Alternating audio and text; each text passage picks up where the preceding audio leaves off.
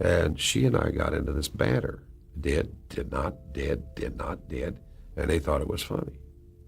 And we started doing this back and forth, the Bickersons. The chemistry was undeniable. When James Garner passed away at age 86, the truth about his relationship with Mariette Hartley finally came to light. For years, millions of Americans watched them bicker and banter in those iconic Polaroid commercials, completely convinced they were husband and wife. The rumors persisted for decades, but what really happened behind the scenes was far more complex than anyone imagined. It started in 1977, when Polaroid took a gamble pairing two actors who had never worked together. James Garner was already famous from Maverick and the Rockford Files. Mariette Hartley was talented but not yet a household name. Nobody predicted what would happen next. The first commercial aired, and something magical happened. The way Garner and Hartley played off each other felt completely genuine. They bickered like a real married couple, finished each other's sentences, and displayed the comfortable familiarity that only comes from years together. Viewers immediately assumed they were watching an actual husband and wife, not two professionals reading scripts. Polaroid struck gold. The commercials were so successful, they kept bringing them back. One commercial became 10, then 50, eventually surpassing 250 commercials spanning nearly a decade. Each one reinforced the illusion. Polaroid sold over 1 million one-step cameras, largely thanks to the trust and warmth radiating from these advertisements. The public's confusion reached absurd levels. Letters poured into Polaroid asking about the couple's children. Magazines speculated about their marriage. People stopped Garner on the street asking how long he and his wife had been together. The situation became so overwhelming that Mariette Hartley had a T-shirt made reading, "I am not Mr. James Garner's wife." She wore it everywhere, desperately trying to set the record straight. Garner found it amusing, but understood why audiences were fooled. Working with Hartley felt effortless. There was no awkwardness, no forced chemistry. They simply clicked from day one. The director barely gave them notes because their natural rhythm was already perfect. What made the commercials work wasn't clever writing or expensive production. It was two people who genuinely enjoyed each other's company. The advertising world had never seen anything like it. Competitors tried replicating the formula, pairing their own actors to create that same warmth. None succeeded. The Garner-Hartley magic remained unique, and advertising executives still study those Polaroid commercials as the gold standard for authentic partnerships. But behind the smiles and playful banter, there was a deeper story unfolding. The truth about their relationship was far more interesting than any rumor. The reality was both simpler and more touching than rumors suggested. James Garner wasn't married to Mariette Hartley. He was married to Lois Clark, and their love story was one of Hollywood's most enduring romances. Garner met Lois at a party in 1956 and proposed just 14 days later. In an industry where marriages lasted about as long as a film's theatrical run, Garner and Lois stayed together for 58 years until his death. So where did that leave Hartley? The answer reveals something beautiful about Garner's character. When Polaroid first approached them, Hartley was offered significantly less money than Garner. The executives assumed she should feel grateful just to appear alongside a major star. Garner refused that arrangement. He told Polaroid that if they wanted him, they needed to pay Hartley properly and give her a real contract with fair terms. He wouldn't move forward otherwise. Garner had watched too many actresses get exploited by the industry. He demanded that Hartley receive equal billing, equal screen time, and equal respect. The executives resisted, but Garner held firm. Eventually they gave in, and the commercials proceeded. What developed between them was genuine friendship built on mutual respect. They never dated. There was no secret romance. But there was something deeper, a professional partnership where both parties looked out for each other. Hartley later said working with Garner felt safe in a way few other jobs in Hollywood did. He never tried to steal scenes and actively worked to make her look good. Garner spoke about Hartley with consistent warmth throughout his life. But more than admiring her professionalism, he recognized something most people missed: Behind her bright smile, Hartley was carrying pain she worked hard to conceal. Garner understood this because he was doing the same thing. Both had learned to perform happiness even when darkness lurked underneath. Their friendship extended beyond commercial sets. When Hartley went through difficult times, Garner checked in on her like a protective older brother. Lois Clark never felt threatened by Hartley. She understood her husband was simply being decent, and the three occasionally socialized together. The public never fully accepted the truth. Even after countless interviews explaining they were just friends, people wanted to believe the fairy tale. But Garner didn't care what tabloids printed. He had his real marriage with Lois and a valued friendship with Mariette. What he didn't broadcast publicly was just how much he understood about the demons Hartley was fighting. James Garner's easy smile and laid-back charm made him seem like the luckiest man in Hollywood. But that image was carefully constructed, hiding a lifetime of pain. When Garner was just 5 years old, his mother died. His father remarried a woman who would make young James's life a living nightmare. His stepmother beat the children regularly and withheld food as punishment. She created an atmosphere of fear and violence in what should have been a safe home. Garner described his childhood as something he survived rather than lived through. He joined the Merchant Marines at 16, lying about his age to escape. Later, he served in the Korean War, earning 2 Purple Hearts after being wounded twice in combat. Hollywood brought fame, but also tremendous physical demands. The Rockford Files required Garner to perform many of his own stunts, and his body paid the price. He underwent multiple knee surgeries from injuries sustained during action sequences. His back troubled him constantly. The arthritis was agonizing, turning simple movements into exercises in pain management. In 2000, Garner needed quintuple bypass surgery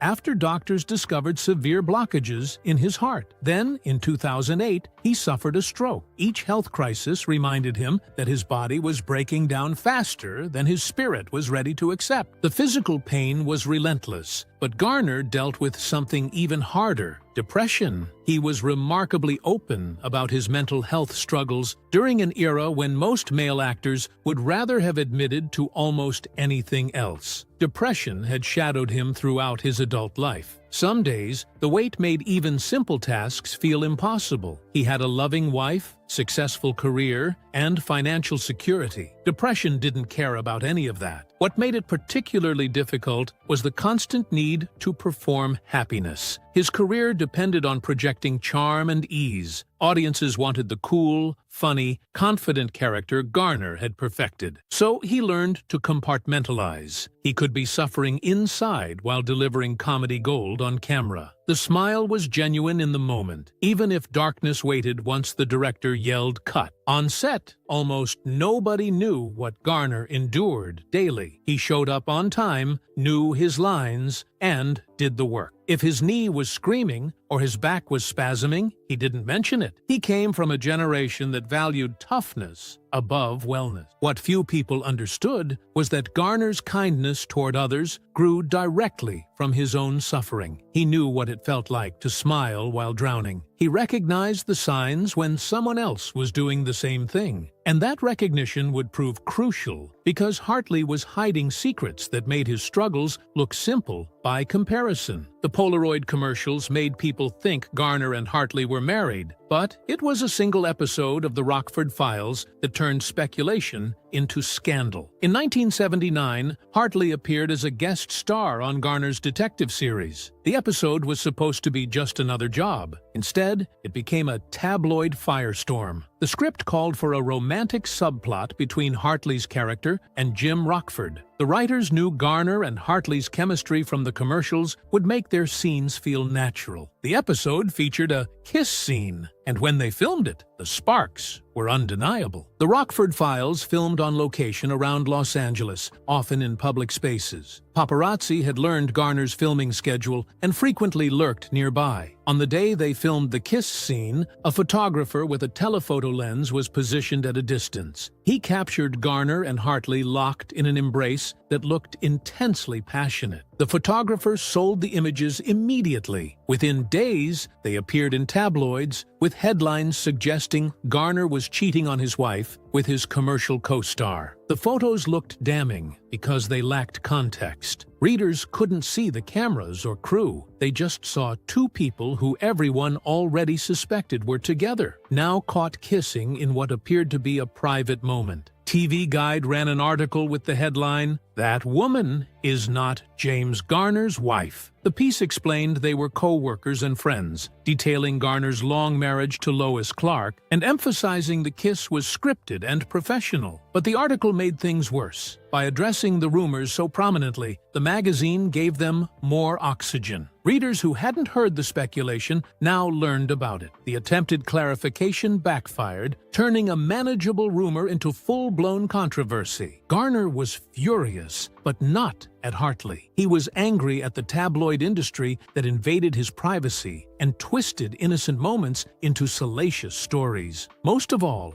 he worried about Lois. His wife knew the truth, but having magazines suggest her husband was unfaithful was still hurtful. Hartley felt terrible. She had tremendous respect for Garner's marriage. The idea that people thought she was a homewrecker was mortifying. She gave interviews explaining that actors kiss on screen all the time, without it meaning anything. But logic didn't sell magazines the way Scandal did. The episode itself was excellent television. Hartley delivered a nuanced performance, and critics praised it. But all anyone wanted to talk about was whether the two stars were having an affair. What the tabloids never investigated was why their on-screen connection felt so authentic. It wasn't romance. It was a shared understanding between two people who were both expert at hiding their pain behind professional smiles. And that recognition was about to become even more important because Hartley was carrying secrets that were slowly destroying her from the inside. Mariette Hartley's bright smile and bubbly personality made her perfect for commercials. Audiences loved her warmth and relatability. But behind that cheerful exterior was a woman grappling with darkness that stretched back generations. Her family tree was marked by tragedy and pain in ways that would have destroyed someone with less resilience. John Broadus Watson was Mariette's maternal grandfather, and he was famous in psychology circles as the founder of behaviorism. His theories dominated American parenting for decades, built on a chilling premise. Children should never be coddled, never hugged, never shown physical affection. Watson believed that touching children or displaying emotional warmth would create weak, dependent adults. He advocated for cold, clinical child-rearing, where parents treated their offspring like scientific experiments rather than human beings needing love. Watson's own children suffered under his methods, and his daughter, Mariette's mother, grew up emotionally damaged and starved for affection she never received. That trauma passed down to Mariette, who grew up in a household where emotional coldness was the norm. The legacy of her grandfather's theories created a family plagued by depression and inability to connect. The darkness in Mariette's family went beyond emotional distance. Her father struggled with severe depression throughout his life. When Mariette was a teenager, she was in the next room when he ended his life. The trauma of that moment, being so close yet unable to prevent it, left scars that never fully healed. She blamed herself for years, wondering if she could have done something, said something, been something different that would have changed the outcome. Hartley's first marriage was a nightmare she rarely discussed publicly. Her husband was abusive, but he was careful about it. He knew how to hurt her in ways that left no visible marks. Physical bruises heal, but the psychological damage from someone who claims to love you while systematically destroying your self-worth goes much deeper. She stayed far longer than she should have, trapped by the same patterns of seeking approval and love that her grandfather's theories had embedded in her family for generations. The pain became unbearable. Hartley turned to alcohol to numb the constant ache of existing. She drank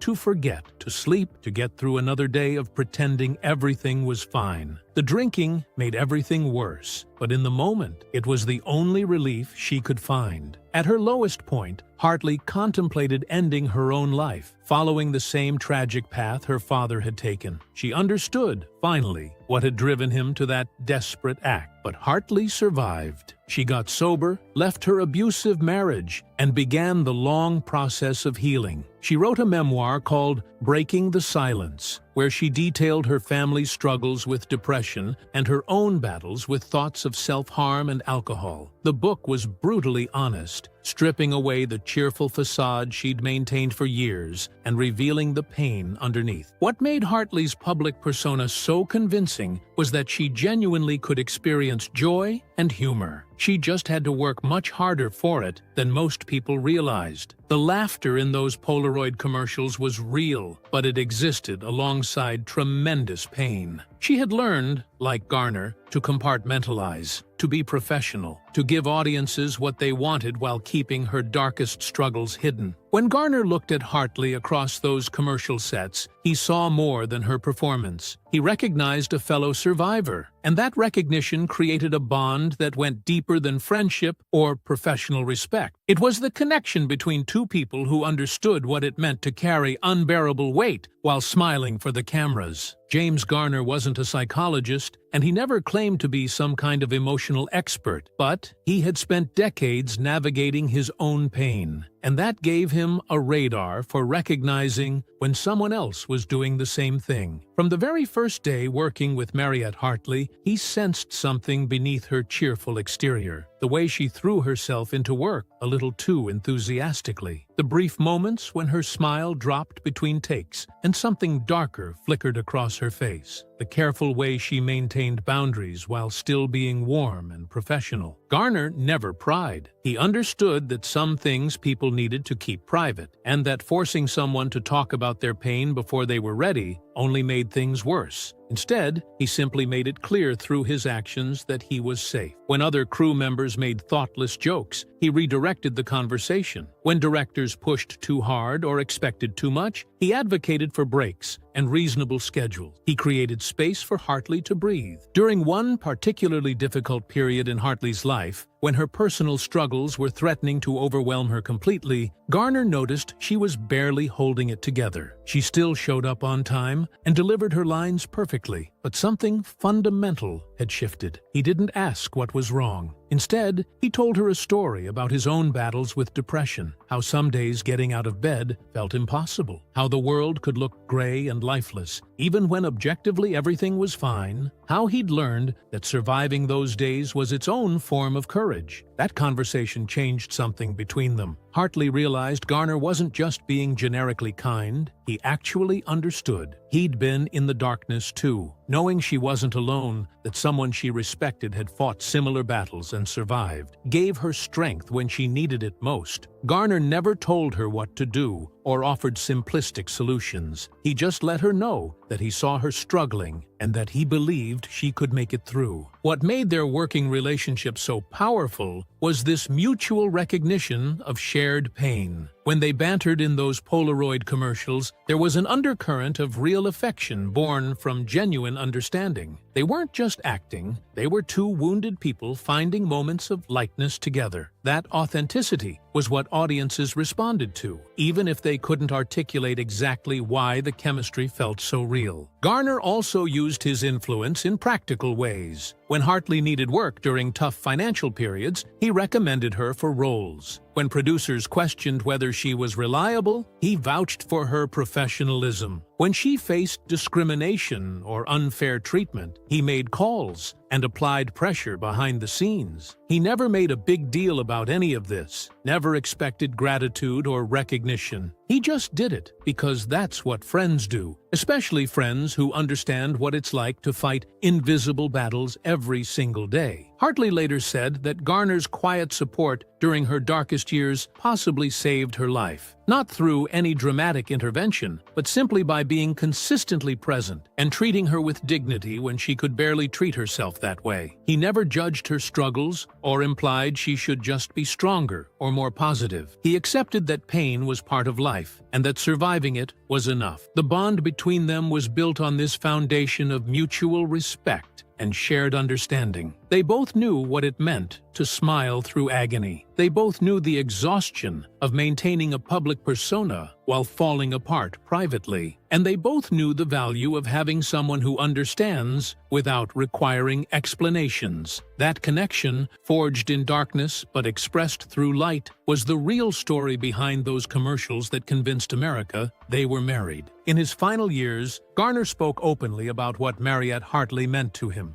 She wasn't a romantic interest or a secret love. She was a friend who understood the weight he carried, someone who knew what it meant to fight invisible battles while the world expected constant smiles. He told interviewers that working with Hartley had been one of the great joys of his career, not because of fame or money, but because of the genuine connection they shared. When Garner passed away in July 2014 at age 86, Hartley was devastated. She released a statement calling him one of the kindest, most generous people she'd ever known. She talked about how he'd believed in her when she struggled to believe in herself, how he'd shown her that surviving pain with dignity was its own form of strength. Hartley continued her advocacy work with the American Foundation for Suicide Prevention, turning her family's tragedy into purpose. She spoke publicly about depression, trying to break the silence that had destroyed previous generations of her family. In many ways, Garner's example had shown her how to use pain as fuel for compassion rather than letting it consume her. The Polaroid commercials remain iconic, not because of clever marketing, but because two broken people found genuine moments of joy together. Their story reveals something profound about human connection, that sometimes the deepest friendships form between people who recognize each other's hidden wounds. Audiences sensed that authenticity even without knowing its source. The world thought they were married. The truth was more meaningful. They were two survivors who understood that making it through another day, with grace and humor intact, was victory enough. That understanding, forged in darkness but expressed through laughter, created magic that still resonates decades later.